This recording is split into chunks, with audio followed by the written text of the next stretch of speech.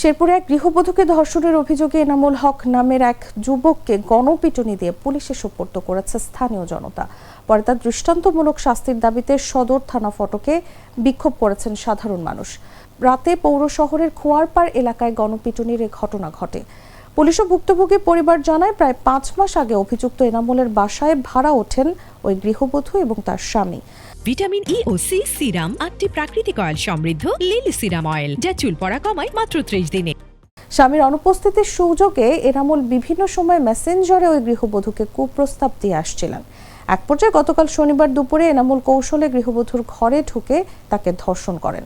পরে ভুক্তভোগী বিষয়টি তার পরিবারকে জানালে রাতে স্থানীয়রা এনামুলকে ধরে গণপিটুনি দিয়ে পুলিশে দেয়। এদিকে এনামুলের শাস্তির দাবিতে রাতে শহরে বিক্ষোভ মিছিল বের করে স্থানীয় জনতা। এক পর্যায়ে তারা সদর থানার সামনে ও থানা ফটকে অবস্থান নিয়ে বিক্ষোভ করেন।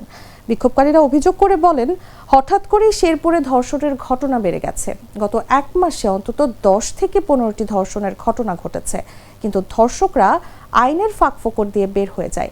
এ ঘটনার কঠিন শাস্তি দাবি করেন তারা।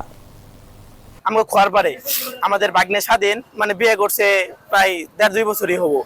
বিয়ে করার পরে মানে যে আর কি দর্শককারী তাদের বাড়িতে আর কি ভাড়া থাকতো এনামুলের বাসায় স্বাধীনেরা বাসা ভাড়া থাকতো।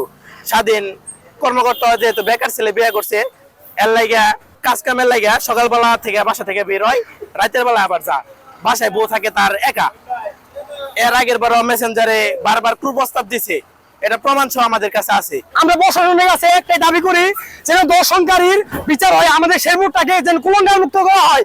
আমরা এই শেরপুরে আমরা ঠিকভাবে নিরাপদভাবে থাকতে চাই। খোয়ারপাড় এলাকায় ধর্ষণ করা হয়েছে সন্দেহে একজনকে গণপিটুনি দেওয়া হচ্ছে। আমরা তাৎক্ষণিকভাবে আমাদের যে ফোর্স পাঠিয়ে দেখি যে সেটা সাফিসিয়েন্ট না, আরো ফোর্স যায় এবং যেই যাকে ধর্ষক সন্দেহে গণপিটুনি দেওয়া হচ্ছে তাদেরকে আমরা তাড়াতাড়ি তাকে আমরা তাড়াতাড়ি রেস্কিউ করার চেষ্টা করি। তো এই বিষয়টা এলাকার উত্তেজিত যে জনতা তাদের মধ্যে যে একটা ক্ষোভ তৈরি হয়। তো কিন্তু তারপরও আমরা সর্বশেষ যে ধর্ষক সন্দেহ যে ব্যক্তি তাকে আমরা থানায় আমাদের পুলিশ হেফাজতে নিয়ে আসি এবং পাশাপাশি আমরা ভুক্তভোগী ও তার পরিবারকে বলি থানায় এসে আমাদের সাথে বিস্তারিত বলতে।